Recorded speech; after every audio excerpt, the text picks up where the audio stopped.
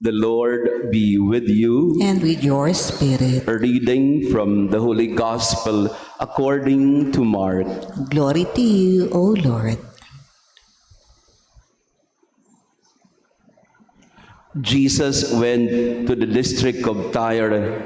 He entered a house and wanted no one to know about it, but he could not escape notice. Soon a woman whose daughter had an unclean spirit heard about him. She came and fell at his feet. The woman was a Greek, a Syrophoenician by birth, and she begged him to drive the demon out of her daughter. He said to her, "Let the children be fed first, for it is not right to take the food of the children and throw it to the dogs." She replied and said to him, "Lord, even the dogs under the table eat the children's scraps." Then he said to her, "For saying this, you may go. The demon has gone out of your daughter." When the woman went home, she found the child lying in bed and the demon gone. The Gospel of the Lord. Praise to you, Lord Jesus Christ. Please be seated. Praise be Jesus Christ. Now and forever. Good morning, dear friends. Pakibati ng good morning ang ating mga kasama ngayong umaga. Beautiful Thursday morning. And also to our online parishioners, thank you for praying with us. One author describes our gospel today this way. His description of the healing of the daughter of the Syrophoenician woman is like this: great faith leads to great deliverance from the great physician. Great faith leads to great deliverance from the great healer. That is what happened in our gospel today. Jesus somehow offended the woman or was cruel to the woman when she came to him. We put a little context to our reading. Jesus is in the district of Tyre, and Tyre is in Lebanon. It's no longer part of Israel or Galilee. So Jesus wanted to take a vacation, because for the past few days, we have heard him going around, crossing the Sea of Galilee from one end to the other.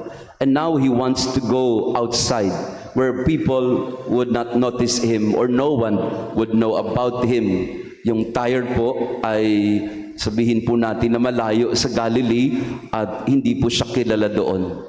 Pero yun ang malaking pagkakamali niya. Kasi pagpunta niya doon, akala niya makakapagpahinga siya, kilala rin pala siya. Kaya itong paglapit ng babae kay Jesus ay parang wala sa panahon. Magbabakasyon ako magpapahinga ako tapos kukulit-kulit ka dyan. Parang yun ang konteksto ng ating ebanghelyo. Pero masigasig ang babae. Tumatawag siya kay Jesus. Pero hindi siya pinapakinggan ni Jesus. In the version of Matthew, Jesus was not at all responsive in the beginning. He was just quiet while the woman was crying out loud, "Son of David." Nung nainis na siguro si Jesus, again, just my interpretation, kasi hindi siya ready magpagaling vacation mode siya Tapos ngayon, kinukulit siya ng babae. At naiintindihan ko si Jesus kasi I deal with it almost every day, makukulit na babae. sorry po. Siguro nandun yung sitwasyon ni Jesus na papahinga ako Huwag ka nang... Kaya siguro sa Di naman ho nagkakasala si Jesus. This just shows us how human He is also. So He said to the woman, alam mo, hindi ako pinadala para sa mga hentil. I was sent only for the children of Israel. No longer beyond that. No one beyond that. Kaya ang sabi ni Jesus sa kanya, let the children be fed first. Ibig sabihin noon ay, pinapagaling ko lang yung mga taga-Galilee at mga taga-Jerusalem. But hindi dito sa Tyre. Kasi kayo ay mga kaaway namin. Again, a little background of what is Tyre. Tyre is a Roman city. And basically, they are Canaanites. Ang Canaanites or Syrophoenician people, sila yung mortal na kaaway ng mga Hudyo. Mortal na magkaaway sila. So, in a way, parang for Jesus, He was not minding the woman. Hanggang doon lang ako sa mga anak ng Diyos. Pero sabi ng babae, Lord, dinagdagan pa ni Jesus yung kanyang panghahamak sa babae. Hindi lang siya basta para sa mga anak ng Israel. Dinagdagan ni Jesus pa na para umalis na siguro yung babae. Tsaka hindi talaga binibigyan ng pagkain ng mga aso. Hindi binibigay ang pagkain para sa mga anak, para sa mga aso. Again, it's some sort of a very offensive to the woman, but the woman was persistent. But even Lord, even the dogs, they get the scraps from their master's table. So instead of being offended, the woman used that mockery as an entry point to Jesus. She admitted, I could be a dog, Lord, but even dogs get scraps, and I'm okay with the scrap that you can give me. Amazing faith, great faith. And Jesus said to him, for saying this, you may go. Your daughter is now healed. The demon is now gone in your daughter. Mga kapatid, sa araw na ito ay kulitin natin si Lord. Siguro maiirita siya sa atin in one way or another, pero bibigay din yan. Bibigay din siya. Yan. Nararanasan ko po yan madalas. Pag may lumalapit po sa akin at medyo mainit ang ulo ko, habang nag-uusap yan, lumalambot na yung puso ko, ayan tuloy. Parang gano'n naman talaga tayo sa Panginoon.